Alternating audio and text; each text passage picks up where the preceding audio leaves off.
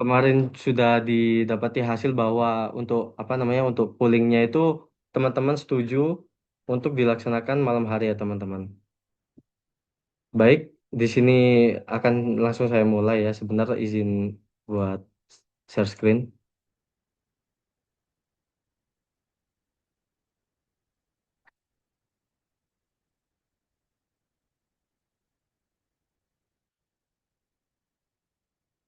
Apa sudah kelihatan teman-teman?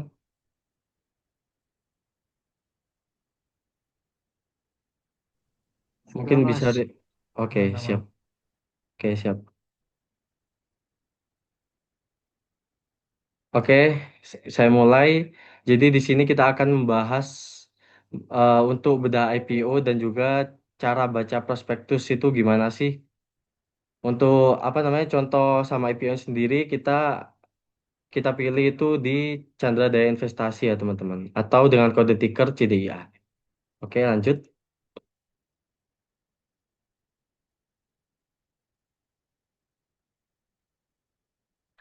Oke, apa sih sama IPO itu?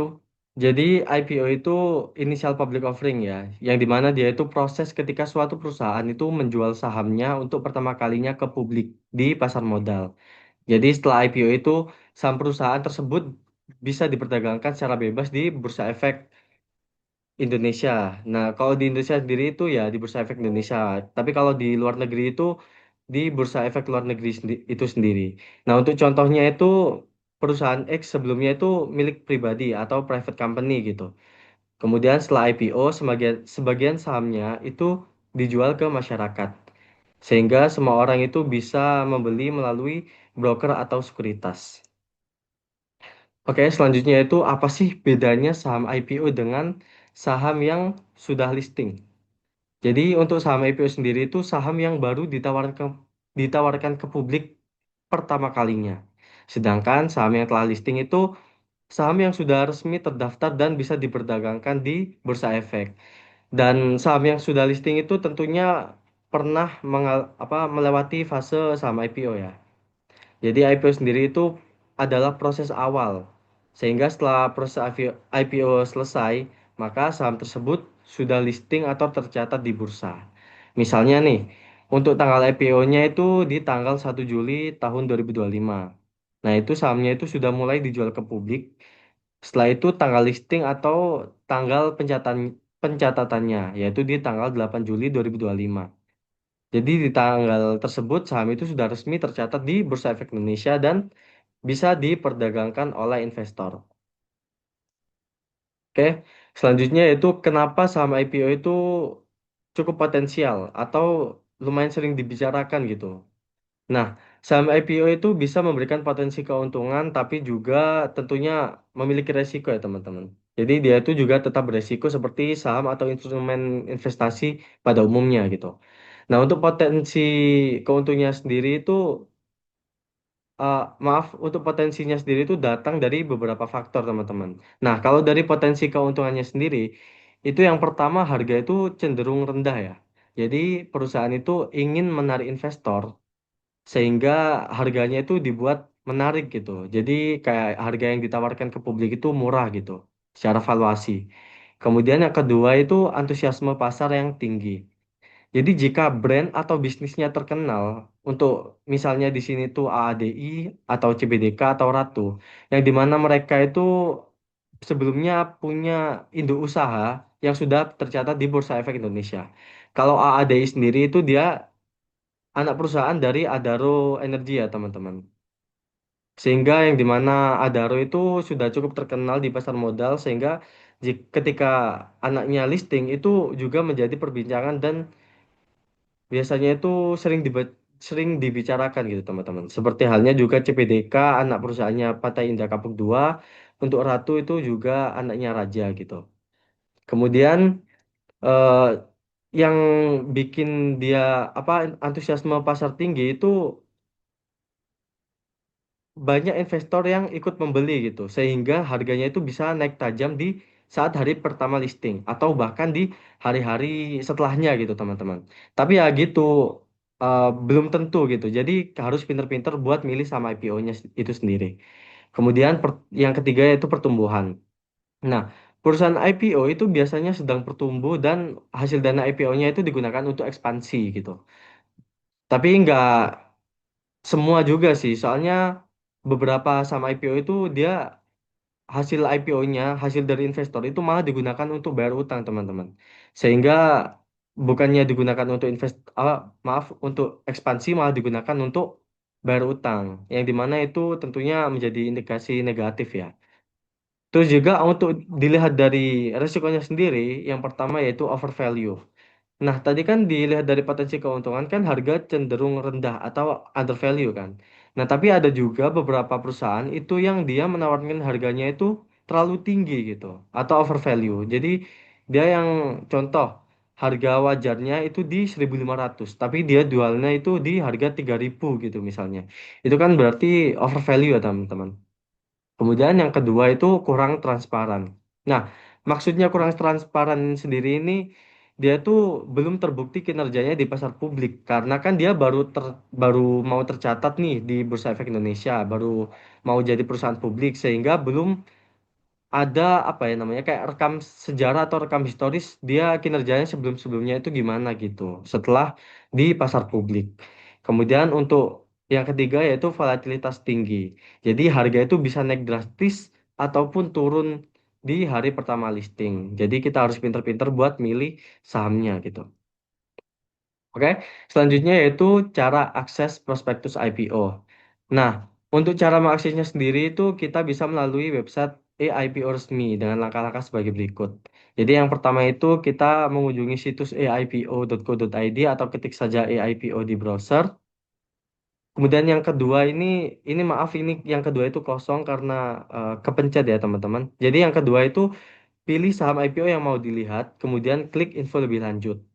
Setelah itu nanti akan muncul preview perusahaan yang melaksanakan IPO. Nah, untuk mengakses prospektusnya sendiri itu tinggal di scroll ke bawah hingga terdapat tulisan prospektus. Terus di situ nanti ada dua pilihan. Tinggal kita klik yang berwarna merah untuk mengakses prospektus awal, klik yang berwarna biru untuk mengakses prospektus ringkas. Nah, untuk investor retail sendiri itu umumnya menggunakan prospektus ringkas karena sudah cukup mencakup isi dari keseluruhan prospektus awal. Nah, langsung kita praktekkan ya, teman-teman.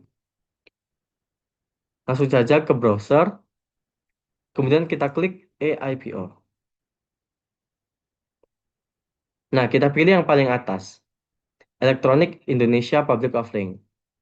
Nah, untuk saat ini, nah di sini kan sudah muncul ya, teman-teman. Nah, untuk saat ini tuh ada 8 saham yang akan melakukan IPO teman-teman. Nah, dari 8 ini mana sih yang paling menarik gitu. Nah, makanya itu perlu dilakukan analisa atau kita perlu membaca prospektusnya itu sendiri. Nah, kalau di sini kita ambil contoh untuk PT Chandra Daya Investasi Tbk, kemudian kita klik info lebih lanjut. Nah, di sini sudah muncul untuk preview apa namanya PT Chandra Daya Investasi Tbk ya teman-teman. Nah, kalau di Android kalian bisa scroll ke bawah saja hingga muncul prospektus seperti ini teman-teman. Nah, di sini ada prospektus. Kalau yang warna merah itu untuk prospektus awal. Sebentar masih loading. Nah, seperti ini. Kemudian kalau yang warna biru ini itu dia prospektus ringkas atau summary prospektus. Nah, seperti ini. Jadi dia itu lebih ringkas gitu. Sedangkan kalau prospektus awal itu dia hingga ratusan halaman biasanya. Seperti itu. Oke, kita kembali dulu ke PPT.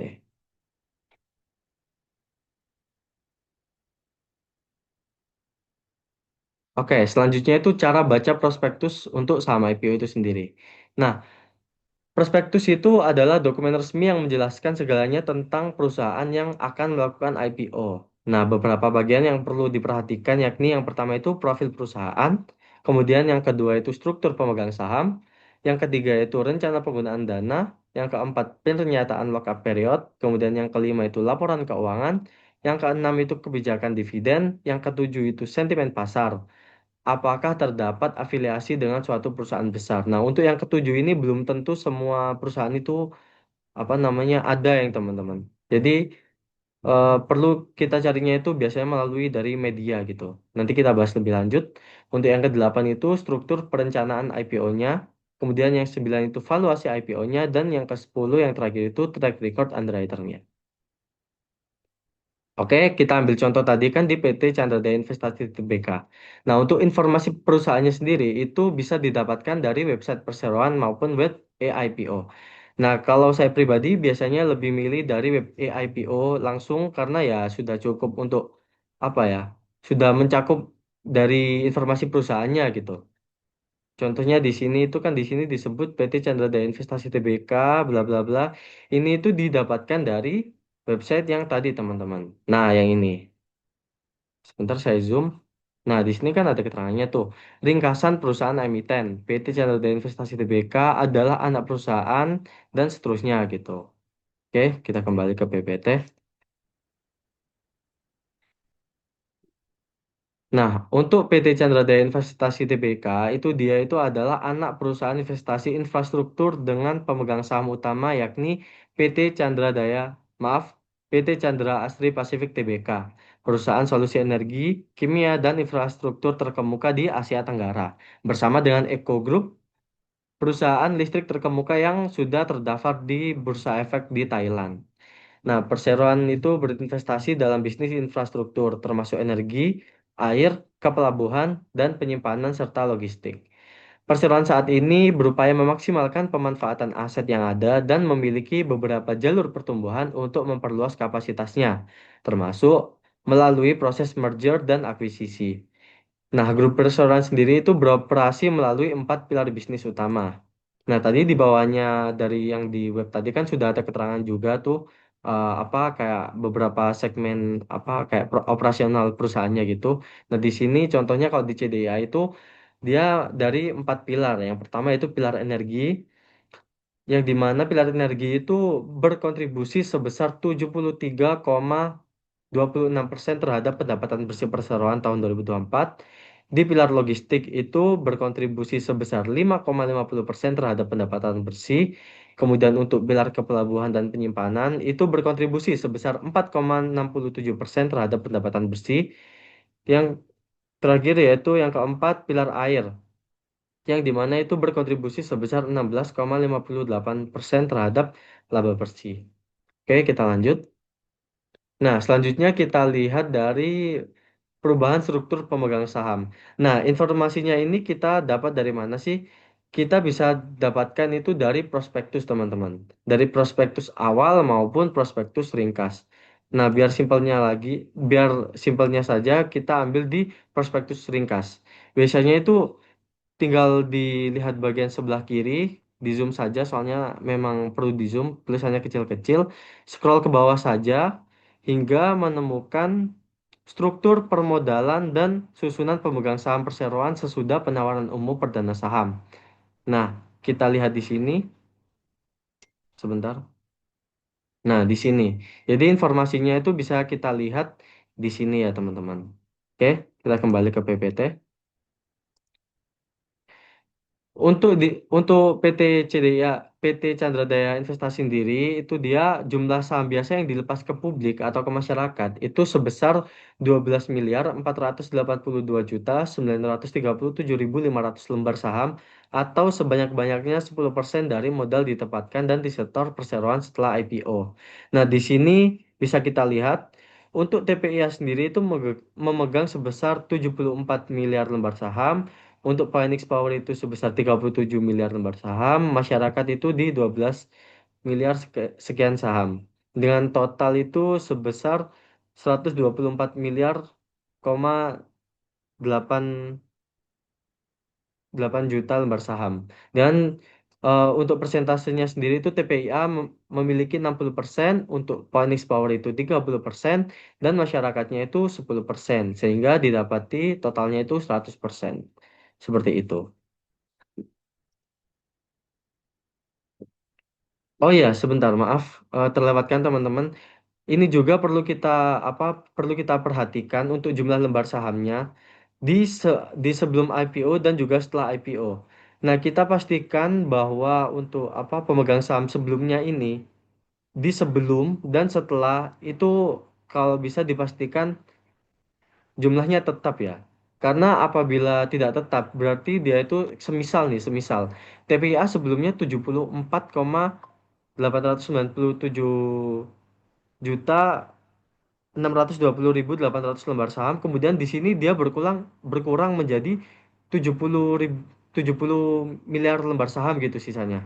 Nah, berarti yang sisanya itu dia mengurangi porsi kepemilikannya, teman-teman.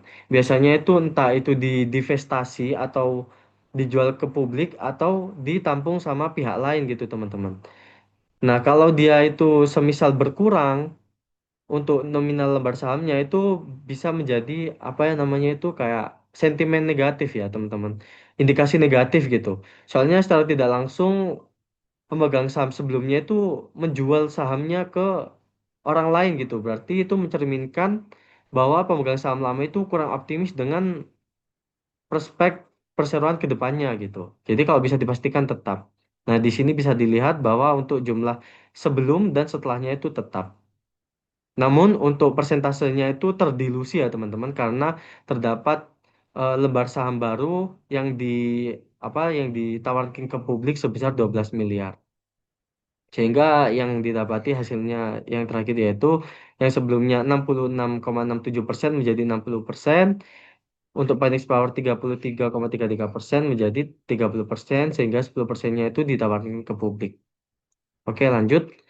Kita lihat dari rencana penggunaan dananya, teman-teman. Nah, informasinya juga didapatkan dari prospektus. Bebas dari prospektus awal juga ada, di prospektus ringkas juga ada. Nah, contohnya kalau di prospektus ringkas itu di sebelah sini juga, teman-teman, biasanya di sebelah paling kiri, di scroll saja ke bawah sampai terdapat tulisan rencana penggunaan dana yang diperoleh dari penawaran umum. Nah, bisa dilihat di sini ini untuk yang pertama, kemudian yang kedua itu kita scroll saja ke atas. Nah, di sebelah sini teman-teman. Di sini. Untuk yang kedua itu yang di sini. Untuk penggunaan dananya. Oke, kita kembali ke PPT.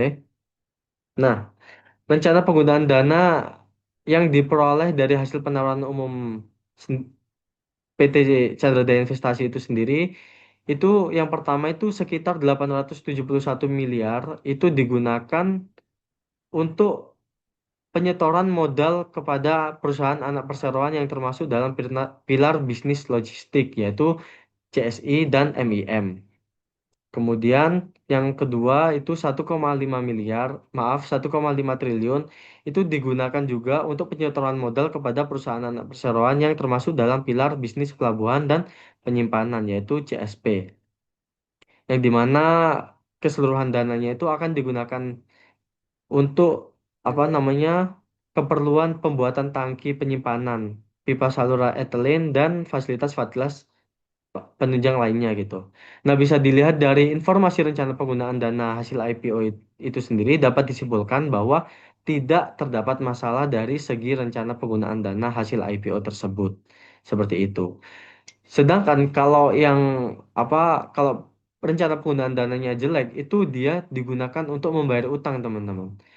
Nah, yang dimana itu cukup apa ya? Cukup jelek lah. Soalnya kan bukannya digunakan untuk ekspansi bisnis, malah digunakan untuk membayar utang gitu. Oke, selanjutnya kita lihat untuk pernyataan lock-up period. Nah, informasinya ini sendiri didapatin dari mana sih? Kita bisa dapetin dari prospektus juga, teman-teman. Contohnya kalau di sini kita lihat dari prospektus ringkas, bentar, ketentu kita ketik saja di pencarian nanti ketentuan dan keterangan mengenai pihak yang dilarang. Oke, di sini kita ketik.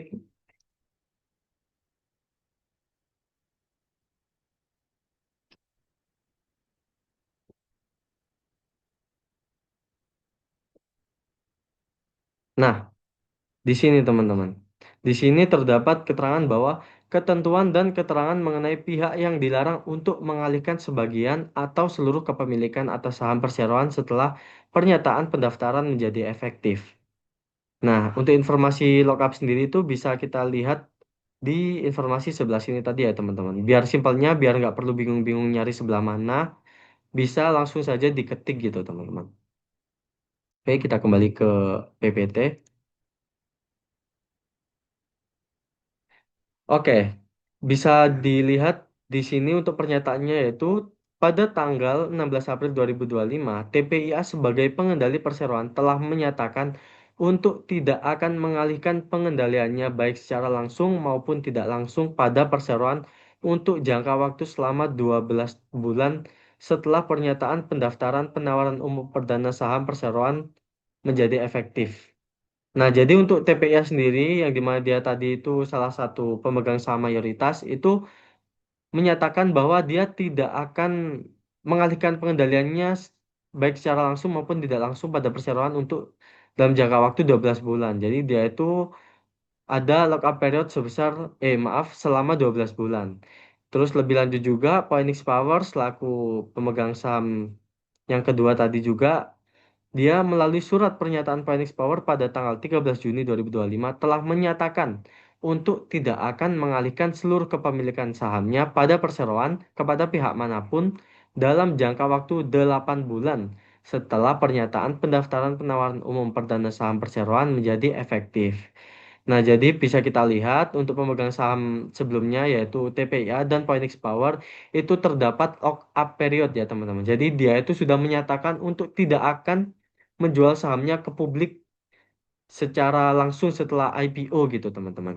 Yang dimana ini ada jangka waktu selama 12 bulan. Kalau untuk yang Phoenix Power itu 8 bulan. Jadi dengan adanya lock-up period itu tentu memberikan indikasi positif bahwa pemegang saham lama itu yakin dan percaya pada prospek perseroan ke depannya. Seperti itu. Oke, selanjutnya untuk skema kepemilikan atau struktur kepemilikan perseroan itu bisa dilihat di sini.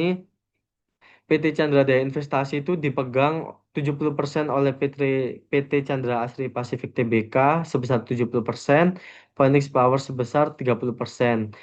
Nah, untuk struktur kepemilikan perseroan sendiri ini nggak perlu terlalu banyak dibahas atau diperhatikan ya teman-teman. Seperti itu. Oke, kita lanjut. Oh ya, untuk apa namanya? Maaf sebentar. Untuk struktur kepemilikan perseroan itu bisa kita lihat di prospektus ya teman-teman. Di prospektus awal. Kita kembali, kita ke prospektus awal tadi. Nah, kita scroll ke bawah, kita cari di bagian daftar isi. Nah, di daftar isi itu nanti ada struktur kepemilikan perseroan. Di sini dia tercatat itu keterangannya di halaman 64. Jadi kita scroll saja ke bawah, kita cari di halaman 64. Sebentar.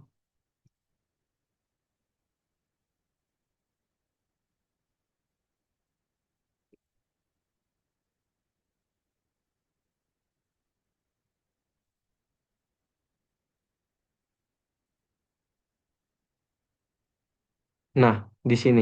Ini kan halaman 63, di sini halaman 64. Di sini untuk informasinya bisa dilihat di sini ya teman-teman. Seperti itu. Oke, kita kembali ke PPT. Oke, selanjutnya kita perlu memperhatikan untuk ikhtisar keuangannya, teman-teman, atau ikhtisar data keuangan penting.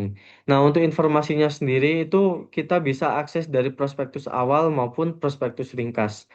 Nah, kalau contohnya sendiri di prospektus awal di sini tadi, kita bisa kembali ke halaman yang awal tadi. Dia itu ditaruhnya itu di halaman yang awal-awal banget biasanya, teman-teman. Di sini terdapat tulisan, nah ini ringkasan di halaman 13 Romawi. Oke, kita cari. Nah, di sini. Nah, di ringkasan sini kita scroll saja ke bawah sampai kita menemukan yang namanya ini, ikhtisar data keuangan penting. Nah, yang perlu diperhatikan yaitu ringkasan laporan posisi keuangan, kemudian laba rugi, kemudian juga apa namanya rasio-rasio keuangan konsolidasian ini teman-teman. Oke, kita kembali ke PPT.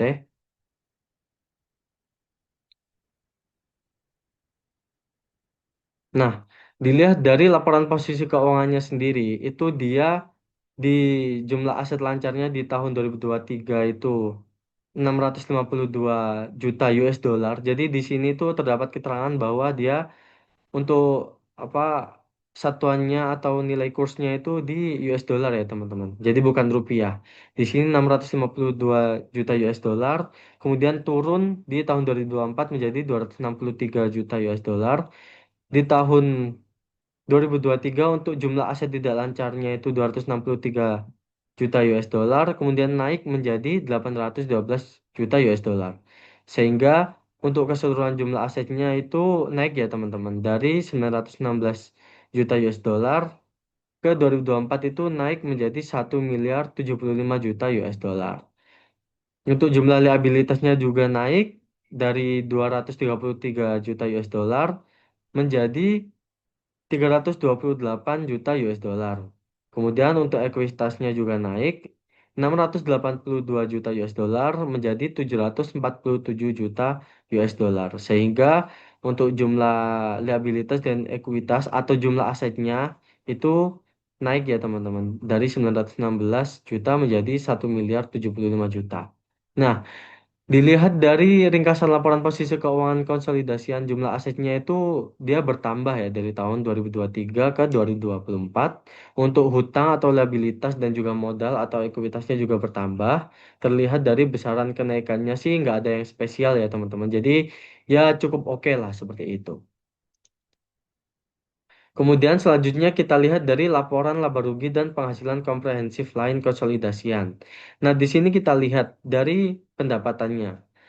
Nah, di periode 11 bulan yang berakhir pada tanggal 31 Desember 2023, itu dia pendapatannya itu 75 juta US dollar, naik di tahun 2024 menjadi 102 juta US dollar. Kemudian untuk beban pokok pendapatannya juga naik, untuk laba kotornya juga naik, dan untuk laba sebelum pajaknya itu naiknya cukup signifikan ya teman-teman, yang dimana sebelumnya itu 2 juta US dollar naik menjadi 33 juta US dollar. Yang dimana ya di sini itu terdapat anomali ya teman-teman. Terdapat apa keanehan gitu. Yang dimana laba maaf laba sebelum pajaknya itu lebih besar dibandingkan laba kotor gitu teman-teman. Nanti kita bahas lebih lanjut. Kemudian untuk laba atau periode laba tahun periode berjalan itu naik juga laba bersihnya itu sebelumnya 1,8 juta itu menjadi 32,69 juta US dollar teman-teman. Naiknya juga cukup signifikan ya. Oke, dapat disimpulkan di sini kalau apa pendapatannya itu meningkat ya dari tahun 2023 ke tahun 2024. Kemudian yang kedua itu beban pokok penjualannya itu juga meningkat secara wajar. Untuk laba kotornya juga mengalami peningkatan ya ini tadi dari 6 juta US dollar menjadi 10 juta US dollar.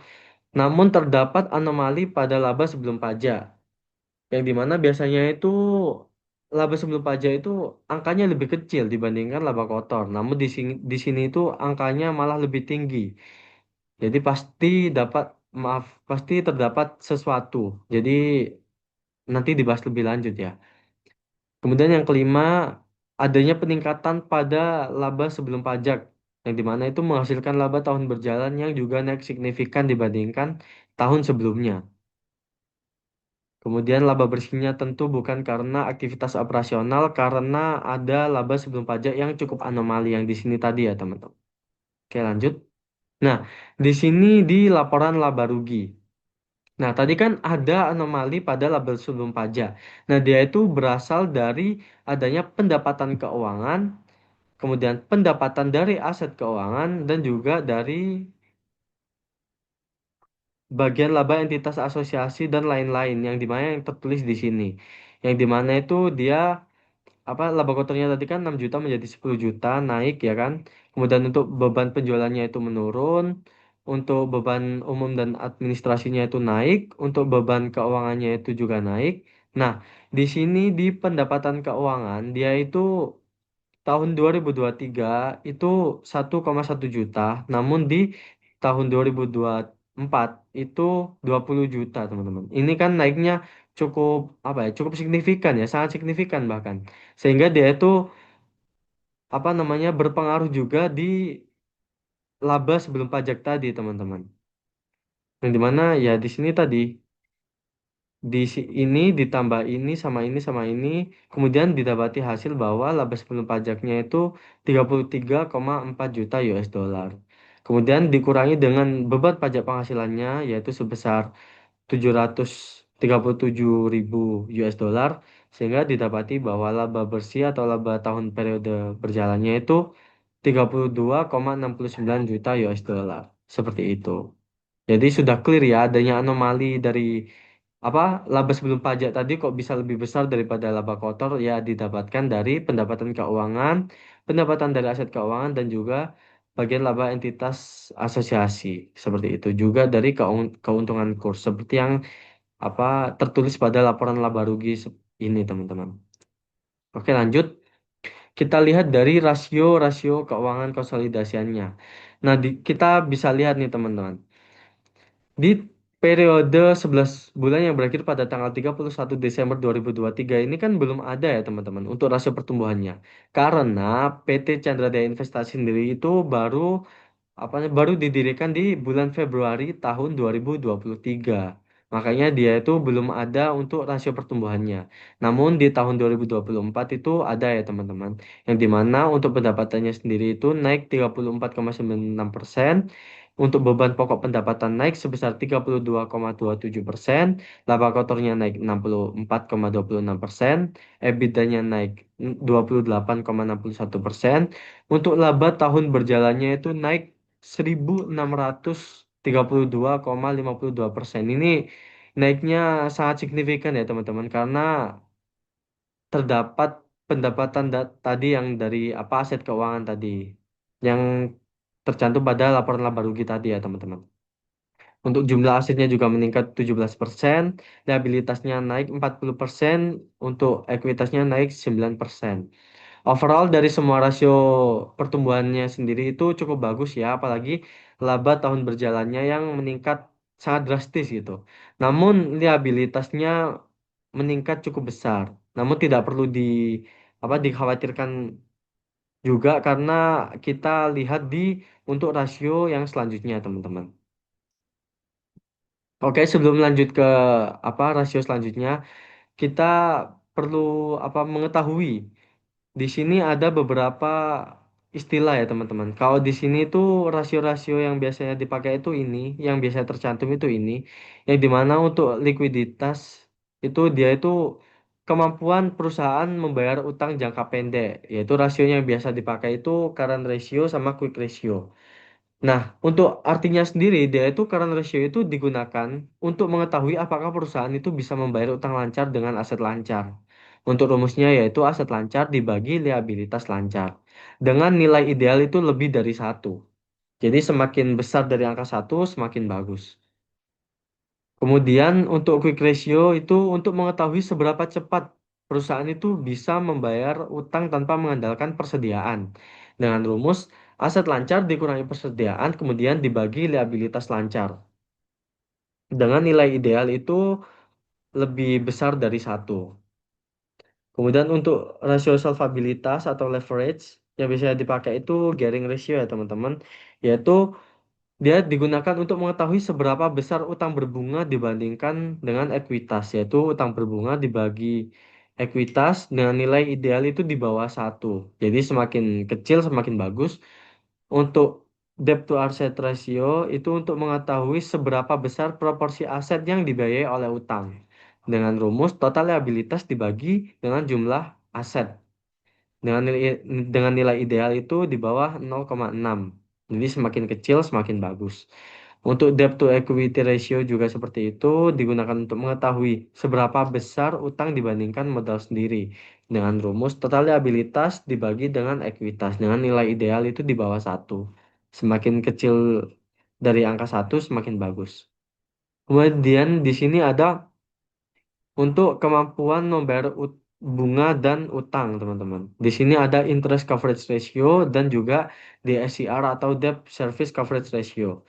Nah, di sini itu digunakan untuk mengetahui seberapa mampu sih perusahaan itu membayar bunga utang dari laba operasional. Dengan rumus EBIT dibagi beban bunga. Dengan nilai ideal itu dia semakin besar semakin baik. Dengan nilai ideal itu di atas 1,5 hingga 2 gitu, teman-teman. Kemudian untuk DSCR-nya itu untuk mengetahui seberapa mampu perusahaan itu membayar seluruh kewajiban utang dengan rumus EBITDA dibagi kewajiban pembayaran utang. Dengan nilai ideal itu 1,5 hingga 2. Intinya semakin tinggi semakin aman ya teman. Oke. Nah, di sini ada rasio keuangan tadi yang sebelumnya kita bahas. Untuk penjelasannya, di sini current ratio. Nah, untuk current ratio sendiri, itu nilai idealnya itu 1,5 hingga 3. Intinya itu lebih besar dari angka 1 itu semakin bagus. Nah, di tahun 2023 itu dia itu 20. Sebentar, maaf, ada telepon. Di tahun 2023 itu dia 22,9 kali. Kemudian untuk di tahun 2024 itu 9 kali. Nah, di sini bisa dilihat meskipun turun tapi tetap aman ya teman-teman. Karena nilai idealnya dia itu di atas angka 1 yang dimana ini cukup jauh dari angka 1. Untuk quick ratio juga dia itu cukup bagus. Malah dia itu jauh banget dari angka 1. Kemudian untuk gearing ratio itu yang sebelumnya itu minus 0,52%, maaf 0,52 kali menjadi 0,2 kali gitu. Nah, dengan apa namanya nilai idealnya itu dia 0,5 hingga 1 yang di mana di sini dia itu 0,2 bahkan dia itu di bawah nilai ideal. Jadi tentunya itu cukup bagus. Untuk liabilitas dibagi aset atau DAR tadi debt to asset ratio itu 0,31 kali juga bagus. Untuk DAR-nya atau liabilitas dibagi ekuitas itu juga bagus 0,44. Untuk ISCR atau interest coverage ratio-nya juga cukup baik, masih di angka nilai ideal. Kemudian untuk DSCR atau debt service coverage ratio itu dia lebih besar dari angka ideal ya teman-teman. Di angka 9 yang dimana nilai idealnya itu 1,5 hingga 2. Nah, meskipun liabilitasnya tadi meningkat cukup besar ya, 40%-an tadi, jika dibandingkan dengan rasio keuangannya, yakni current ratio, itu tergolong masih sehat karena masih jauh di atas angka 1 teman-teman. Quick ratio-nya juga sehat. Dan jadi dari segi perhutangan bisa kita dilihat bahwa tidak ada masalah ya teman-teman. Bisa dilihat di sini tadi bagus semua ya teman-teman untuk dilihat dari rasio keuangannya. Oke, kemudian untuk kita lihat dari di rasio usaha. Nah, sebelumnya teman-teman biasanya di kalau di pasar modal itu tentu nggak asing sama istilah-istilah ini ya teman-teman. Jadi gross profit margin itu dia kalau di apa di laporan posisi keuangan itu biasanya itu dia itu bukan GPM atau gross profit margin. Kalau di sini contohnya itu dia untuk GPM-nya itu laba kotor dibagi pendapatan dengan dengan sebesar itu 10,23%. Yang lain-lainnya juga gitu dengan rincian sebagai berikut. Nah, dilihat dari tahun sebelumnya di tahun 2023 itu dia 8,41% meningkat ke tahun 2024. Untuk laba usahanya juga meningkat. Maaf, operating profit marginnya atau UPM-nya itu juga meningkat. Untuk NPM-nya itu juga meningkat cukup drastis ya teman-teman dari 2,49% menjadi 31,97%. Untuk gross ROA-nya itu 0,7% naik menjadi 0,97%. Untuk laba usaha dibagi jumlah aset itu naik 0,1 menjadi 0,21. Untuk laba tahun berjalan dibagi jumlah aset itu naik dari 0,21 menjadi 3,04%. Untuk laba kotor dibagi jumlah ekuitas itu naik dari 0,93% menjadi 1,40%. Untuk laba usaha dibagi jumlah ekuitas itu 0,01% naik menjadi 0,30%. Untuk laba tahun berjalan dibagi jumlah ekuitas itu naik dari 0,28% naik menjadi 4,37%. Nah, untuk untuk rinciannya di sini ya teman-teman. Jadi contoh kalau teman-teman pengen tahu untuk ROA-nya, tinggal dilihat saja laba tahun berjalan dibagi jumlah aset. Yang mana nih? Nah, di sini laba tahun berjalan dibagi jumlah aset yaitu sebesar 0,21% naik menjadi 3,04%. Jadi disesuaikan sama tabel yang di sini ya teman-teman. Nah, di sini bisa kita lihat bahwa terjadi peningkatan yang signifikan di masing-masing margin, terutama NPM atau net profit margin yang melonjak dari 2,49% menjadi 31,97%. Hal ini itu disebabkan oleh adanya pendapatan non operasional tadi ya teman-teman, yang dari pendapatan dari aset keuangan tadi yang di laporan laba rugi yang cukup besar pada tahun 2024. Kemudian untuk dari segi profitabilitas terhadap aset, semua rasio mengalami peningkatan, terutama pada laba tahun berjalan terhadap aset atau return on equity yang naik dari 0,21 ke 3,04 ini ya teman-teman. Kemudian untuk profitabilitas terhadap ekuitas, di seluruh rasio terhadap ekuitas juga mengalami kenaikan, terutama di return on equity naik dari 0,28 menjadi 4,37%. Nah, hal tersebut menunjukkan bahwa perusahaan semakin mampu memberikan imbal hasil yang lebih baik kepada para pemegang sahamnya. Seperti itu. Jadi bisa disimpulkan ini cukup bagus ya teman-teman untuk CDIA ini sendiri. Seperti itu. Oke, selanjutnya kita lihat di kebijakan dividennya. Nah, untuk mengetahui informasi mengenai kebijakan dividen, kita bisa dapatkan dari prospektus, teman-teman. Di prospektus awal ada, di prospektus ringkas juga ada. Nah, kita ambil contoh di prospektus ringkas saja ya, teman-teman. Kita tinggal ketik saja, seperti tadi, biar nggak perlu nyari. Kita ketik saja kebijakan dividen.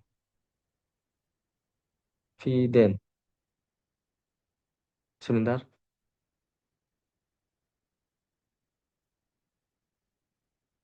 sebentar, kok nggak ada ya? Kalau nggak ada, bisa langsung kita cek di prospektus awal saja, teman-teman. Oh, yang nggak ada berarti kita cari saja di prospektus awal. Tinggal kita klik juga, tinggal kita ketik kayak tadi, kebijakan dividen. Nah, di sini langsung muncul ya, teman-teman. Berarti untuk kebijakan dividen itu belum tentu di di prospektus ringkas itu ada. Jadi kalau nggak ada, bisa kita cari di prospektus awal gitu. Nah, kita ketik saja kebijakan dividen, kemudian dia muncul informasinya sebagai berikut. Kita kembali ke PPT. Nah, untuk kebijakan dividennya sendiri, dia itu pada tahun 2025 perseroan telah membagikan dividen tunai sebesar 20 juta US dollar yang diambil dari saldo laba bersih tahun 2024 perseroan sampai dengan 31 Desember 2024. Manajemen perseroan merencanakan rasio pembayaran dividen sampai dengan 40% dari laba bersih tahun berjalan. Pembagian dividen akan menuruti arus kas dan rencana investasi perseroan, serta persyaratan yang dibebankan oleh utang perseroan, pembatasan peraturan dan persyaratan lainnya. Jadi bisa kita lihat bahwa perseroan itu sudah pernah membagikan dividen di tahun 2025 ya teman-teman. Sehingga kemungkinan besar di tahun 2025 ini setelah IPO itu kemungkinan besar dia nggak akan membagikan dividen lagi seperti itu.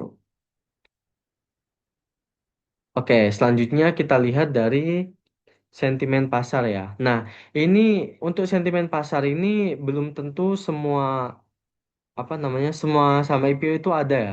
Jadi untuk informasinya itu bisa kita dapatkan dari media berita ataupun prospektus juga biasanya ada teman-teman. Tapi nggak tentu gitu. Nah untuk sentimen pasar sendiri itu bisa kita cari di internet saja gitu. Contoh eh, IPO CDIA gitu. Nah kita lihat saja di berita. Nanti itu langsung muncul seperti ini teman-teman. Biasanya itu media itu menggembor-gemborkan gitu kalau semisal dia itu IPO-nya menarik. Nah, contohnya kalau CDI sendiri itu dia menarik karena eh, ada dia itu pemiliknya itu Prayogo Pangestu yang dimana Prayogo Pangestu itu dia orang terkaya nomor satu di Indonesia, teman-teman. Nah, contohnya seperti ini. Emiten Prayogo Pangestu CDIA gini, terus patok harga IPO 190, kemudian ya macam-macam teman-teman gitu. Terus juga kayak contoh untuk saham blok itu juga dia itu media itu menggembar-gemborkan itu dia anak perusahaan dari AMRT ya teman-teman. Anak perusahaan dari Alfamart gitu. Jadi secara tidak langsung itu bisa menambah nilai apa ya, nilai yang menarik gitu lah buat IPO-nya itu sendiri. Soalnya induknya sebelumnya itu cukup bagus sehingga anaknya itu harusnya terpengaruh juga dengan nama baik dari induknya itu sendiri. Nah, CDA sendiri itu kan merupakan anak usaha dari TPIA ya, yang dimana dia itu berada di bawah naungan Barito Group milik konglomerat Prayogo Pangestu. Nah, untuk informasinya itu macam-macam ya teman-teman. Nah, kalau untuk CDA sendiri, ini saya ambil contoh itu dia itu cukup ramai itu karena daftar saham IPO milik Prayoga Pangestu itu setelah IPO itu harganya itu selalu naik sangat apa ya sangat tinggi ya, naiknya bisa dikatakan cukup ugal-ugalan ya teman-teman, seperti itu. Nah, contohnya sendiri itu di Cuan itu, atau dia itu namanya Petrindo Jaya Kreasi, itu dia IPO di tahun 2023. Dia itu bergerak di sektor energi dan performa harga sahamnya itu dia naik sebesar 6.002% dalam waktu hanya 9 bulan teman-teman, seperti itu. Dan untuk brand sendiri itu PT Barito Renewables Energy Tbk itu dia IPO di tahun 2023 juga di sektor energi baru terbarukan. Performa harga sahamnya itu naik 930% dalam 2 bulan. Hanya dalam 2 bulan ya teman-teman, udah naik sebesar 930%. Nah, yang ketiga itu ada CDIA. Ya, ini yang sedang kita bahas teman-teman.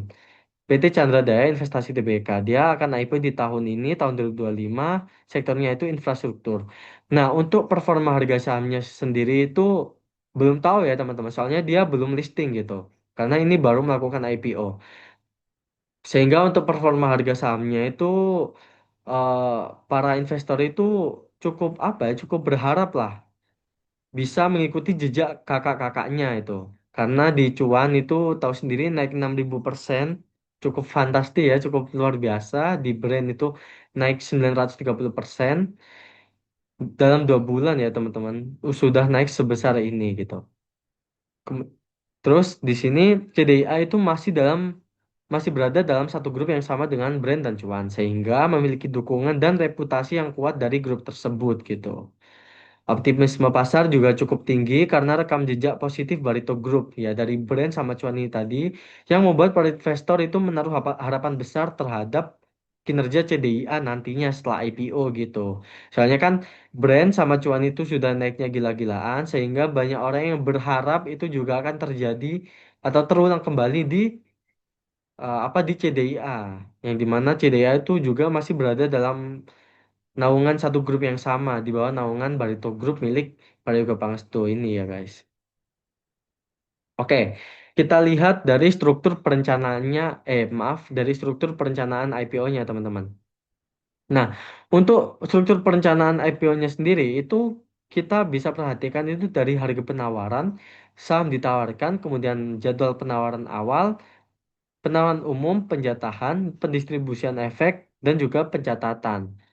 Terus juga underwriter itu juga perlu diperhatikan. Kemudian adanya lock-up period tadi sudah sempat kita bahas. Kemudian untuk penggunaan dana juga sudah kita bahas tadi. Dan juga dividen juga sudah kita bahas tadi ya teman-teman. Nah, untuk dapetin informasi mengenai rencana IPO ini, bisa kita lihat di prospektus awal maupun prospektus ringkas. Nah, kalau kita ambil contoh di prospektus ringkas, itu letaknya selalu di pojok kiri atas teman-teman. Nah, di sini. Untuk masa penawaran awalnya sendiri itu dia di tanggal 19 hingga 24 Juni 2025.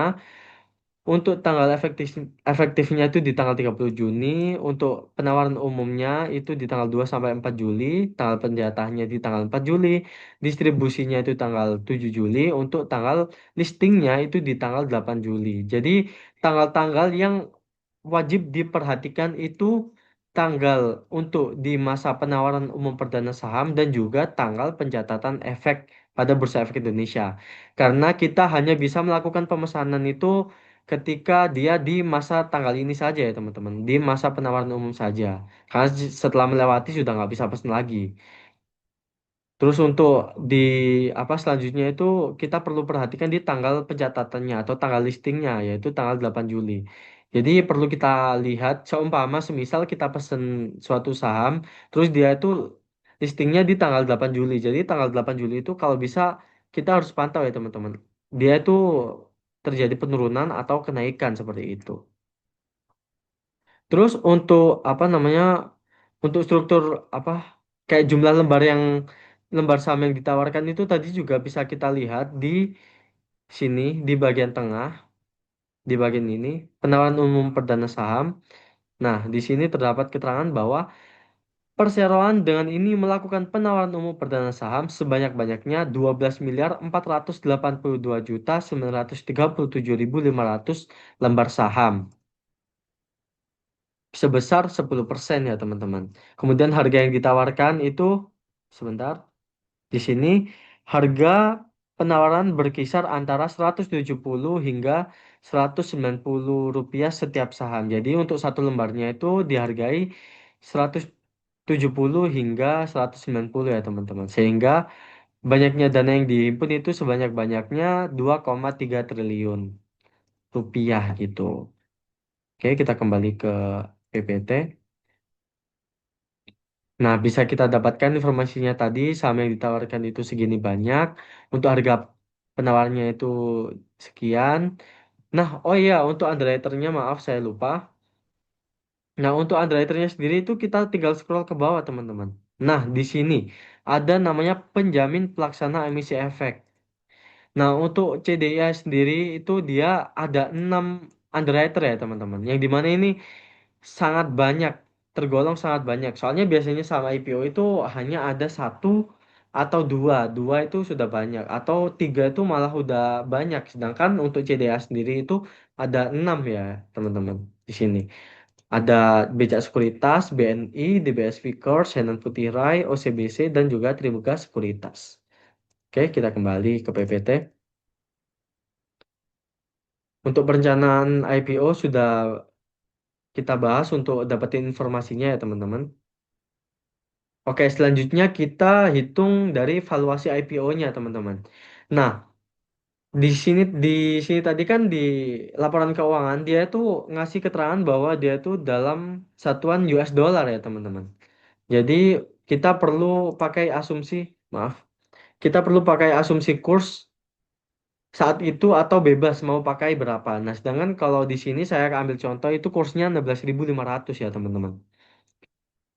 Oke, di sini untuk menghitung total fund itu kita pakai rumus harga harga sahamnya tadi dikalikan jumlah saham yang disebar ke publik gitu. Jadi tinggal kita masukkan saja. Tadi kan ada dua range harga teman-teman ya kan. Jadi kita masukin dua-duanya saja. Di sini itu untuk harga terendah itu 170, harga tertinggi 190 kita masukkan di sini. Untuk jumlah saham yang disebar ke publik itu informasinya bisa kita lihat dari pemegang apa pemegang saham tadi ya teman-teman di struktur pemegang saham. Nah, masyarakat itu dikasih berapa banyak sih gitu. Atau kita lihat dari rencana IPO-nya ini tadi kan 12 miliar lembar saham kan. Yaitu kita tinggal kalikan saja. 170 rupiah dikalikan jumlah saham yang beredar sebesar maaf sebanyak 12,4 miliar ini didapati jumlah dana yang dihimpun dari IPO apabila harga finalnya itu di 170 itu didapatkan 2,1 triliun. Apabila di harga 190 untuk harga finalnya itu dia di 2,3 triliun, teman-teman. Kemudian untuk market cap-nya kita pakai rumus saja harga dikalikan jumlah saham keseluruhan. Nah, tadi kan untuk dana yang dihimpun itu jumlah saham yang disebar ke publik ya teman-teman. Sedangkan kalau untuk jumlah saham keseluruhan itu kita lihat di apa namanya di struktur pemegang saham tadi, perubahan struktur pemegang saham tadi. Yang dimana totalnya tadi kan di sini. Nah, di sini modal ditempatkan dan disetor penuh itu kan sebesar atau sebanyak jumlah sahamnya itu 124 miliar lembar saham. Nah, ini yang kita masukkan itu untuk menghitung market cap tuh yang ini kita kita pakai gitu angkanya. Seperti itu. Jadi jangan disamakan dengan jumlah saham yang ditawarkan ke publik itu, teman-teman. Oke, kita kembali ke valuasi valuasi IPO tadi. Nah, tinggal kita masukkan saja harganya itu tadi 170 dikalikan jumlah saham keseluruhannya tadi 124 miliar, didapati market cap-nya itu sebesar 21,22 kali, teman-teman. Maaf, rupiah gitu, 21,22 triliun rupiah. Jika di harga final 190 itu 23,7 triliun rupiah. Seperti itu. Untuk price to book value, untuk menghitung valuasi PBV-nya, itu kita pakai rumus harga dibagi dengan book value per share. Nah, kita perlu cari tahu dulu teman-teman, apa angka dari book value per share itu berapa. Jadi kita hitung jumlah ekuitasnya dibagi jumlah saham yang beredar. Nah, jumlah ekuitasnya tadi terdapat di laporan posisi keuangan kalau tidak salah. Tadi juga sempat kita bahas, yaitu jumlah ekuitasnya itu sebesar 747 juta US dollar. Kita jadikan rupiah dulu sehingga kita kalikan asumsi kurs 16.500, didapati bahwa jumlah ekuitasnya itu sebesar 12,3 triliun. Kemudian kita masukkan rumus saja 12,3 triliun dibagi jumlah saham yang beredar. Jadi jumlah saham keseluruhan tadi. Didapati hasil bahwa untuk book value per share yaitu 98,8 rupiah, teman-teman. Sehingga untuk menghitung PBV tinggal kita masukkan saja harganya tadi kan 170 dibagi dengan book value per share-nya ini tadi 98,8 rupiah. Didapati hasil untuk PBV-nya yaitu sebesar 1,72 kali gitu. Jika di harga final 190 untuk PBV-nya yaitu di 1,92 kali. Seperti itu. Untuk price to earning ratio atau rasio PER, harga dibandingkan apa laba bersih itu maaf, laba per saham itu kita pakai rumus harga dibagi earning per share atau laba per saham. Jadi IPS itu dengan rumus laba bersih dibagi jumlah saham beredar.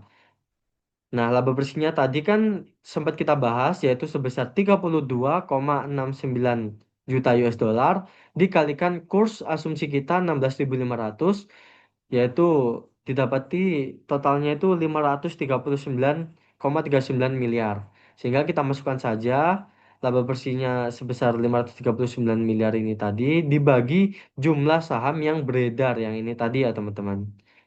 Yaitu didapati bahwa untuk laba per sahamnya atau IPS-nya itu sebanyak 4,32 rupiah. Sehingga untuk pernya kita tinggal bagi saja harga dibagi IPS-nya tadi, yaitu harganya jika di finalnya itu 170, kita bagi 4,32 ini tadi, IPS-nya ini tadi teman-teman didapati 39,35 kali. Untuk di harga 190 itu kita dapati di angka 43,98 kali. Nah, ini apa namanya angka per yang cukup mahal ya teman-teman karena terlalu tinggi gitu. Seperti itu. Oke, kita lanjut saja. Nah, kita apa kayak semacam bikin kesimpulan gitu teman-teman. Di harga 170 dengan asumsi kurs 16.500, total dana yang dihimpun itu 2,12 triliun, untuk market cap-nya itu 21,22 triliun, untuk PBV 1,72, untuk PER 39,35. Untuk harga di 190 juga sekian tertera di sini. Jadi dengan tingkat PER dan PBV dalam data valuasi di atas, IPO CDI itu tergolong cukup murah untuk sejenis saham IPO meskipun tingkat PER-nya lumayan tinggi, namun tingkat PBV-nya cukup rendah sehingga membuatnya itu tetap menarik gitu ya teman-teman. Seperti itu. Nah, untuk faktor apa sih yang menentukan harga sahamnya, harga finalnya? Tadi kan dikasih range 170 hingga 190 kan. Nah, nanti di penawaran umum kan ada terbentuk harga final, teman-teman. Nah, di harga final itu dia ditentukan oleh minat dan antusiasme investor selama periode penawaran awal gitu. Jadi, jika banyak investor yang tertarik dan bersedia membayar harga tinggi, maka harga saham akan ditetapkan lebih mahal seperti itu. Sebaliknya, jika minat investor rendah, harga saham akan ditetapkan lebih murah sesuai dengan rentang harga yang sudah ditentukan oleh perusahaan tadi yang yakni di 170 hingga 190 untuk per lembarnya seperti itu. Oke, selanjutnya ini untuk track record underwriter. Maaf ini belum sempat terganti, jadi ini kita perlu memperhatikan di track record underwriternya teman-teman ya. Nah ini kita bisa dapatkan secara manual atau dari YouTube M. Rafis gitu teman-teman. Jadi kalian tinggal ketik saja di YouTube M, di YouTube kita. tinggal ketik saja Muhammad Rafiz track record underwriter itu nanti muncul. Atau kalian cari di internet saja track record underwriter, contohnya Henan Putri Sekuritas gitu. Nanti dia tuh muncul data-datanya gitu teman-teman. Daripada nyari manual itu sangat tidak efektif ya teman-teman. Soalnya eh, nyari satu persatu itu cukup lama. Jadi mendingan cari di internet saja sudah cukup. Nah, kalau di sini sudah saya sajikan, saya cari di internet itu dia untuk performa harga saham IPO kan tadi dia ada 6 underwriter nih teman-teman. Nah yang pertama itu ada Henan Putira Sekuritas. Dia pernah mengawal saham cuan tadi dia tuh yang sama juga dia tuh terafiliasi grup Barito juga tadi yang naiknya 6,2% dalam 9 bulan tadi. Itu dia pergerakan harganya saat hari listing itu naik arah ya teman-teman, auto reject atas atau naik naik maksimal gitu sebesar 24,5%. Untuk DAS juga, Ratu juga, Fore juga seperti itu, naik maksimal, naik arah gitu teman-teman. Untuk DP atau DBS Vickers Sekuritas Indonesia juga, maaf, untuk kesimpulan dari Henan Putri sendiri itu tadi berarti di sini bisa dilihat itu bagus ya teman-teman. Soalnya nggak ada yang apa sahamnya yang dikawal itu dia itu turun gitu, malah naik semua gitu, naik naik mentok gitu. Jadi kayak kenaikan maksimal gitu. Berarti cukup bagus ini untuk performa underwriter Henan Putih Rai. Kemudian untuk DP atau DBS Vickers Sekuritas Indonesia itu dia pernah awal di AMMN naik 3,5%, NCKL naik 4,4%. Untuk beli itu ditutup di zona kuning yaitu naik 0%, jadi dia itu nggak mengalami kenaikan maupun penurunan. Untuk STAA itu naik 25%. Overall bisa dilihat dari DP sendiri itu cukup bagus meskipun nggak sebagus HP sebelumnya ini tadi. Untuk LG itu pernah ngawal di saham Main, CBDK, ADI, Golf, dan Nice. Yang dimana semuanya itu juga mengalami arah atau naik maksimal ya teman-teman. Untuk selanjutnya itu NI atau BNI Sekuritas pernah ngawal di saham brand yang dimana tadi kan apa namanya brand itu naik 900 sekian persen dalam waktu 2 bulan. Nah ini dia di CDA itu juga ngawal BNI apa dikawal oleh BNI Sekuritas juga teman-teman. Di sini brand dia naiknya arah untuk Eral naik 3,1%, untuk AMMN itu sama kayak DP tadi. Jadi kayak dia tuh kolaborasi gitu underwriternya naik 3,5%, untuk beli itu juga kolaborasi naik 0%. Untuk Mora itu ditutup arah teman-teman.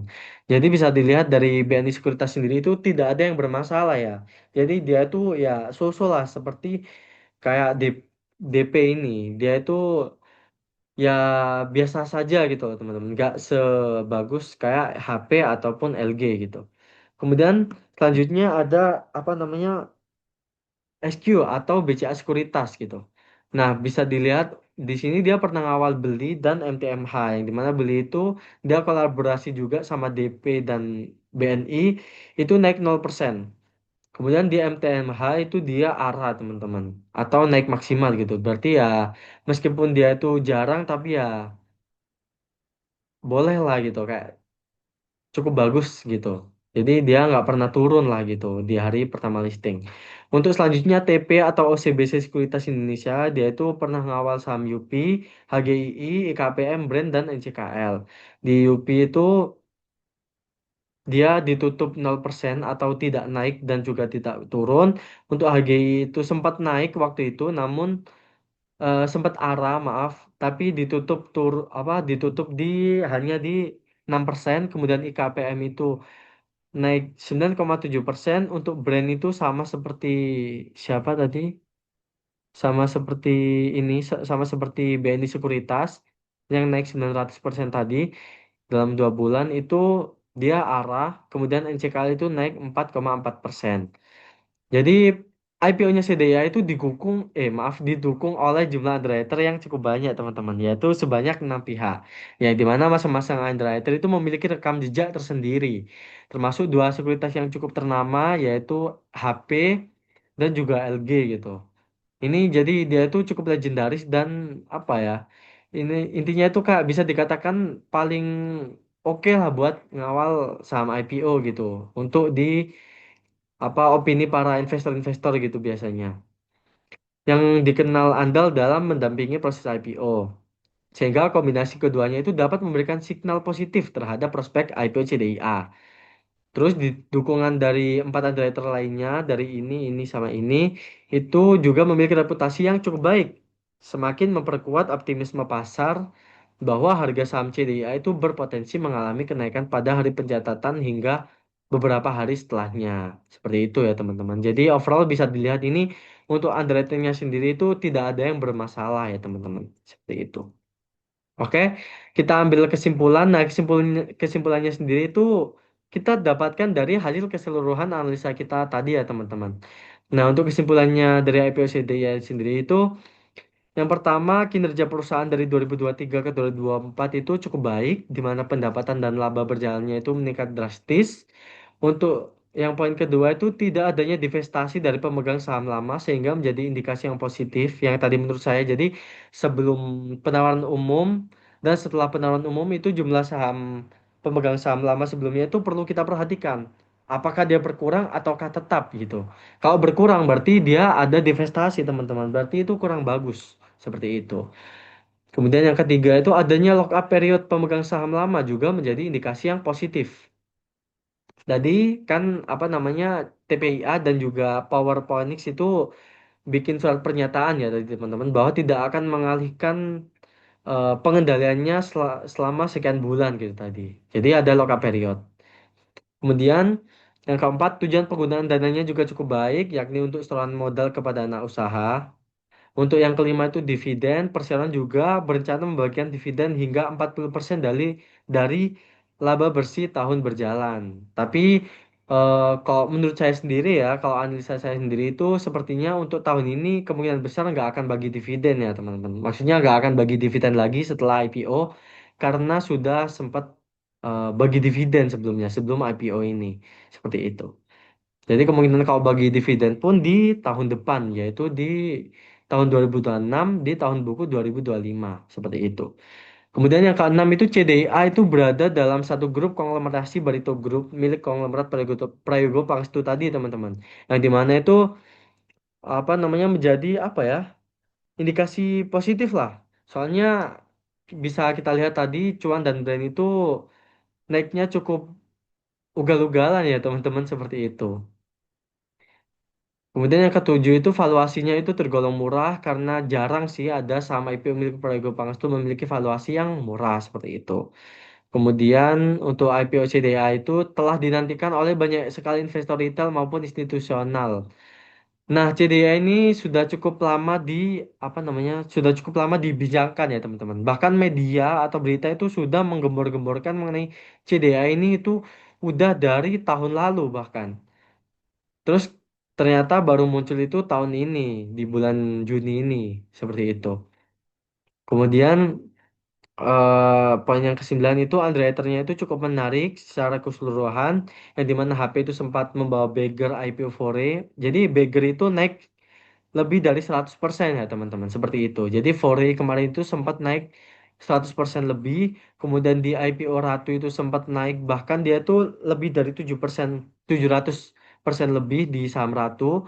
Di Daas itu lebih dari 500% dan juga jadi dia itu sempat menyentuh Savage Beggar teman-teman. Jadi Savage Beggar itu dia itu 500% lebih gitu naiknya dalam beberapa hari berturut-turut gitu seperti itu. Kemudian itu untuk apa untuk track record underwriter HP sendiri ya teman-teman. Kalau untuk LG itu terakhir membawa Beggar di IPO AADI dan Main seperti itu. Kemudian ban yang ke-10 yaitu lot yang dilepas itu memang jumbo, yang dimana tadi kan ada 100, maaf 124 juta lot kan, sekitar segituan. Namun nggak terlalu masalah karena underwriternya juga banyak, sehingga kemungkinan itu masih bisa dihandle. Kan kita lihat tadi di sini kan ada 6 maaf, ada 6 underwriter ya teman-teman. Jadi bisa lah untuk menghandle CDI ini gitu. Apalagi kan underwriternya itu track recordnya bagus-bagus semua gitu. Sehingga dapat disimpulkan bahwa IPO CDI itu cukup cocok jika dimanfaatkan untuk mengambil keuntungan dari momentum IPO-nya gitu, seperti itu. Jadi dan juga saya disclaimer ya teman-teman. Jadi konten ini itu dibuat hanya untuk edukasi dan bukan rekomendasi untuk membeli atau menjual saham tertentu. Investor juga harus mempertimbangkan faktor lain seperti kondisi pasar, strategi perusahaan, analisis rasio keuangan lebih lanjut sebelum membuat keputusan berinvestasi seperti itu. Nah, untuk daftar pustakanya sebagai berikut ya teman-teman. Oke, sekian apa presentasi untuk tata cara untuk apa membaca prospektus. Mungkin dari teman-teman ada pertanyaan gitu bisa langsung resen ya teman-teman seperti itu. Apa ada yang perlu ditanyakan? Oh, sebentar maaf teman-teman. Yang terakhir saya mau lanjut itu di bagian ringkasan IPO terlebih dahulu. Nah, di tadi kan kita hanya bahas dari apa namanya dari CDIA saja ya teman-teman. Kita bahasnya CDIA saja aja udah sepanjang ini gitu. Kalau semisal saham-saham yang lain, yang ketujuh yang lain ini kita bahas satu persatu kayak tadi saya jelasin, itu akan memakan waktu sekian jam ya teman-teman. Mulut saya berbusa nanti teman-teman. Jadi saya hanya bisa ngasih untuk ringkasan IPO-nya saja. Jadi kalau ini untuk hasil analisa saya pribadi ya teman-teman. Jadi ini bukan ajakan untuk membeli ataupun menjual, melainkan ini hanya apa informasi hasil analisa saya pribadi untuk CDIA sendiri itu dari segi valuasi itu cukup murah. Underwriternya ini tadi kinerja keuangannya baik. Untuk PMUI itu valuasinya medium. Untuk UW-nya itu BQ dan kinerja perusahaan kinerja keuangannya itu cukup baik. Untuk Pesat itu tergolong murah, underwriternya juga bagus dari LG juga. Namun kinerja keuangannya itu turun.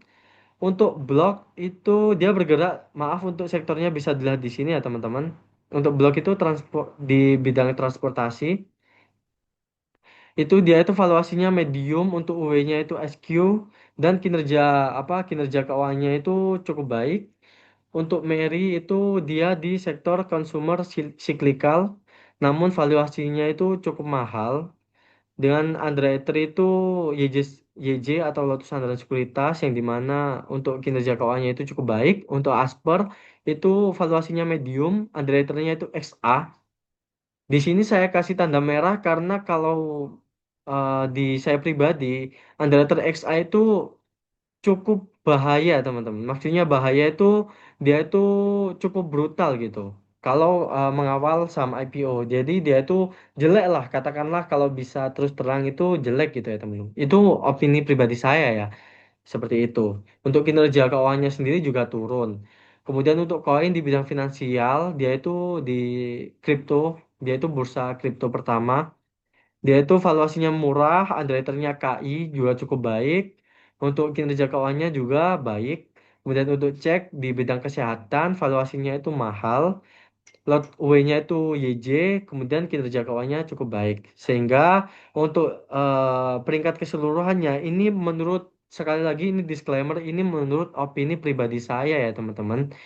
Itu untuk peringkat keseluruhan itu CDA di peringkat pertama, untuk koin itu di peringkat kedua, untuk pesat itu di peringkat ketiga, untuk cek di peringkat keempat, untuk blok di peringkat kelima, untuk pemui di peringkat keenam, untuk Mary di peringkat ketujuh, dan Asper di peringkat kedelapan gitu.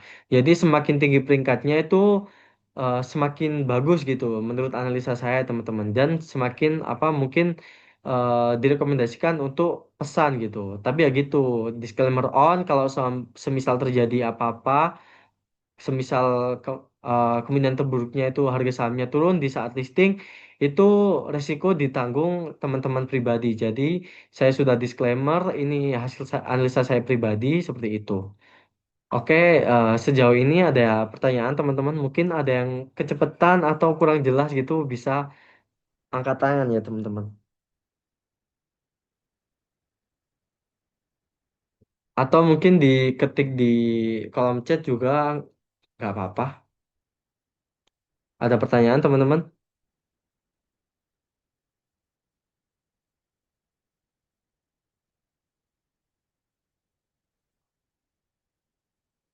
Oke, di sini ada pertanyaan Muhammad Ikhlasul Akmal, apakah PPT-nya nanti dikasih Kak? Ya, nanti saya kirim di grup Market Insight gitu teman-teman. Seperti itu. Apa ada pertanyaan lain?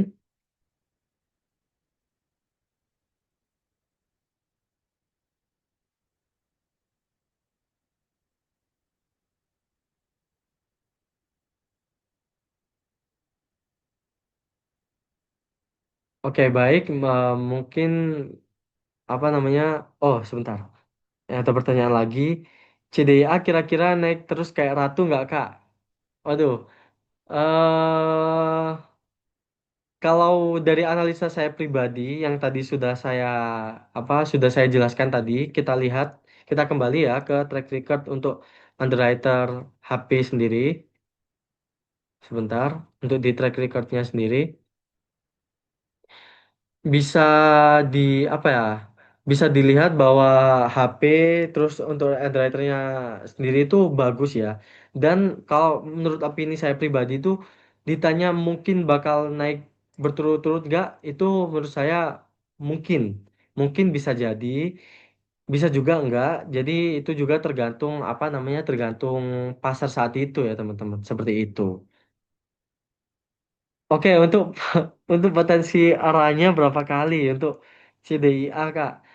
Nah, kalau dilihat dari apa namanya, dari data historis sebelumnya di underwriter dan berbagai pertimbangan yang lain itu, kalau semisal ya, semisal dia itu mengalami arah berturut-turut, mungkin kalau menurut saya insya Allah realistis itu mungkin 4 kali arah itu sudah cukup masuk akal gitu. Insya Allah seperti itu. Soalnya bisa kita lihat Ratu itu dia 7 kali arah berturut-turut kalau nggak salah, seingat saya. Daas juga, Fore juga, terus main juga itu arah 4 kali berturut-turut. Terus yang lain-lain juga. Terus juga kan dia didukung sama sentimen pasar tadi teman-teman. Yang dimana itu dia di bawah naungan grup Barito teman-teman. Yang dimana grup Barito kan dia naiknya tadi lumayan ugal-ugalan gitu teman-teman. Di sini apa?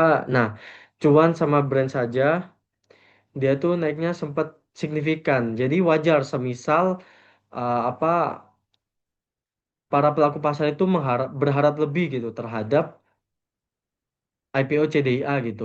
Jadi diharapkan bisa mengikuti jejak kakak-kakaknya ini gitu. Jadi cuan sama brand ini kan kakak-kakaknya CDIA gitu. Seperti itu. Oke, apa ada pertanyaan lain teman-teman?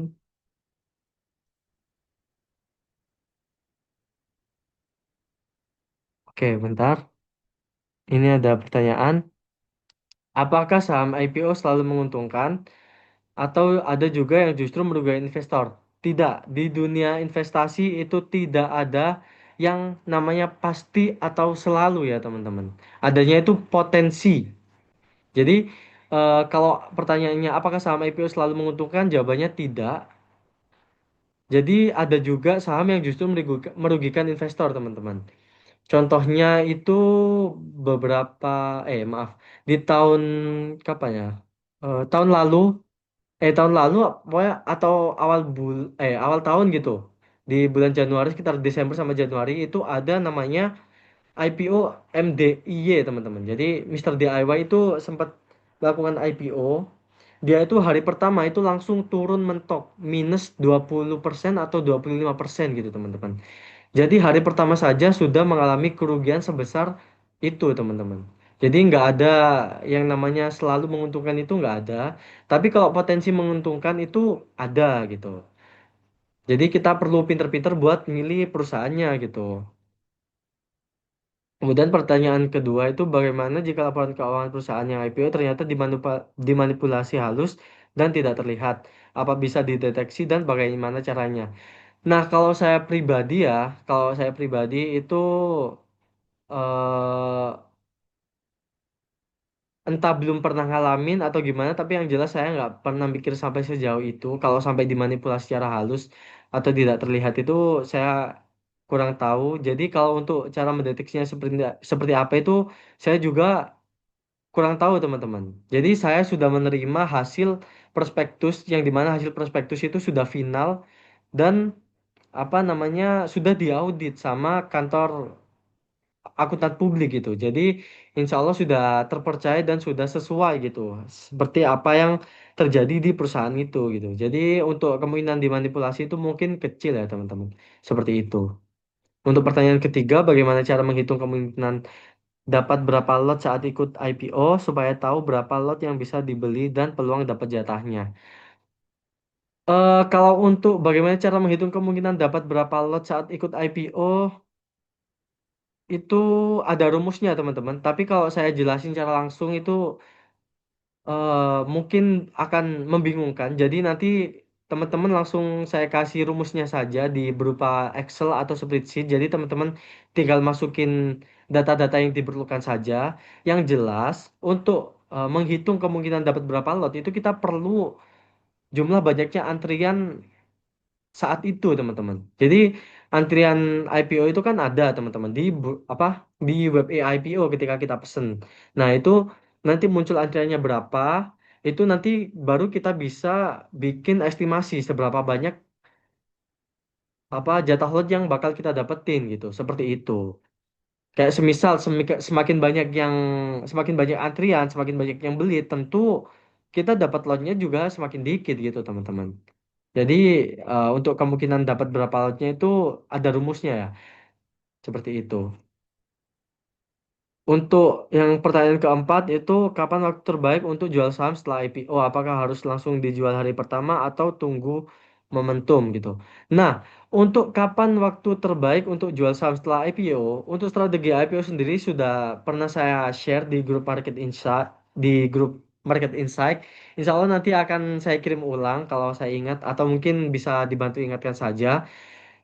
Untuk waktu terbaik untuk jualnya itu kita lihat teman-teman. Waktu hari H pertama dia listing, kita lihat antrian bidnya. Dia kalau semisal arah dan bidnya itu tebal di atas 500.000 lot, itu cukup bagus untuk di hold saja ya teman-teman. Tapi ini bukan rekomendasi ajakan untuk nge-hold ya, cuman mungkin bisa di-hold gitu, seperti itu. Soalnya kemungkinan besar besoknya itu dia akan terjadi kenaikan lagi teman-teman, seperti itu. Apalagi kalau sampai bidnya itu sekian juta gitu, besoknya itu insya Allah berpotensi bakal arah lagi atau naik maksimal lagi seperti itu. Sedangkan kalau semisal, kalau saya pribadi, kalau sahamnya itu waktu hari H pertama dia listing, terus nggak terjadi arah atau lock arah, itu biasanya langsung saya jual hari itu juga. Seperti itu. Kalau semisal ternyata terjadi penurunan juga langsung saya jual saat itu. Karena biasanya kalau semisal hari pertama dia itu terjadi penurunan apa penurunan maksimal kayak turun atau sampai ARB gitu. Besoknya biasanya berlanjut untuk terjadi penurunan teman-teman. Seperti itu. Kasusnya juga sama kalau semisal harganya hari H listing itu arah, besoknya biasanya juga arah. Sebaliknya juga gitu. Kalau semisal hari pertama di ARB, besoknya juga bisa jadi dia turun atau bahkan ARB seperti itu. Jadi yang harus kita perhatikan adalah jumlah bitnya teman-teman. Kalau bitnya semakin semakin banyak semakin bagus. Jadi kalau bitnya itu tipis kayak sekitar cuma 100.000 lot, nah itu rawan. Jadi kalau bisa selalu dipantau. Sedangkan kalau semisal bitnya itu jutaan, kalau saya pribadi langsung saya tinggal tidur teman-teman. Soalnya besoknya biasanya itu insya Allah pasti naik seperti itu. Kemudian pertanyaan selanjutnya itu kira-kira yang untuk jangka panjang saham apa aja Kak? Nah, kalau IPO sendiri teman-teman, kalau saya pribadi untuk IPO sendiri itu biasanya saya pakai dia itu buat momentum saja, jadi nggak buat jangka panjang seperti itu. Tapi kalau kasusnya untuk di IPO kali ini mungkin yang untuk jangka panjang saya hanya megang di CDIA sama koin saja. Insya Allah di antara dua itu. Ini bukan ajakan ya teman-teman. Ini opini pribadi saya di antara CDIA sama koin. Untuk sisanya kalau sudah terjadi guncangan market kayak harganya langsung volatile naik turun itu loh biasanya langsung saya jual gitu. Soalnya kan Nanti eh, dibuat kita nggak tahu itu dia bakal lanjut naik atau ternyata turun seperti itu. Oke, selanjutnya pertanyaan selanjutnya itu Mary, ada perbat Mary ada perpaduan Hermanto Tanoko sama YJ. Apakah menarik, Kak Norman? Soalnya kalau CDA pesat koin pasti kering. Ya, jadi maksudnya pasti kering itu barang yang didapat sama retail atau kita pesennya itu nanti dapatnya cuman beberapa lot saja ya teman-teman. Jadi ada namanya penjatahan. Kayak contoh kita pesennya 100 lot, nanti kita dapatnya itu jatahnya cuman 8 lot atau 5 lot atau bahkan di CBDK kemarin dapat cuman 1 lot gitu teman-teman. Nah, ini pertanyaan yang cukup menarik. Mary ada perpaduan Hermanto Tanoko sama YJ, apakah menarik? Kalau menurut saya pribadi tidak. Bahkan saya naruh Mary itu di peringkat ketujuh. Kenapa? Karena dilihat dari bisnisnya saja, dia perusahaan yang bergerak di sektor consumer cyclical, yang dimana dia itu subsektornya itu edukasi gitu. Yang dimana edukasi kalau zaman sekarang di zaman internet sekarang ini kan kita edukasi apapun kan bisa dapatkan dari internet gitu. Jadi kurang terjamin untuk keberlanjutannya gitu. Dari segi valuasi juga mahal gitu. Terus untuk kalau dari ini kan tadi sempat disebut perpaduan Hermanto Tanoko ini kan. Nah, Hermanto Tanoko sendiri dia itu memang konglomerat, namun dia itu kurang sejauh ini sepengetahuan saya itu dia kurang apa namanya kurang peduli dengan harga sahamnya gitu. Maksudnya kurang peduli itu harga sahamnya itu nggak terlalu naik-naik banget gitu teman-teman.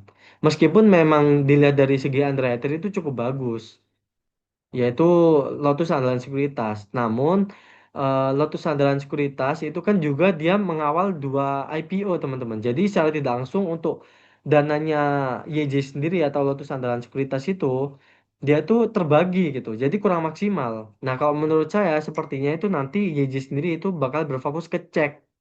Yang dimana cek itu bergerak di sektor kesehatan. Yang dimana secara historis selama ini kalau saham IPO bergerak di sektor kesehatan itu hari pertama selalu naik seperti itu.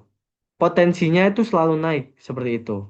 Jadi nggak pernah ada sektor kesehatan yang hari pertama itu sudah langsung turun itu jarang teman-teman. Atau bahkan nggak pernah kalau selama saya di saham IPO seperti itu. Nggak tahu kenapa seperti itu. Ya yang jelas itu tadi secara historis sektor kesehatan itu hari pertama biasanya berpotensi selalu naik seperti itu. Jadi kalau untuk Mary sendiri itu kurang menarik ya menurut saya. Jadi seperti itu. Itu opini pribadi saya ya. Jadi bukan ajakan jual ataupun beli gitu. Seperti itu. Apa ada pertanyaan lain teman-teman?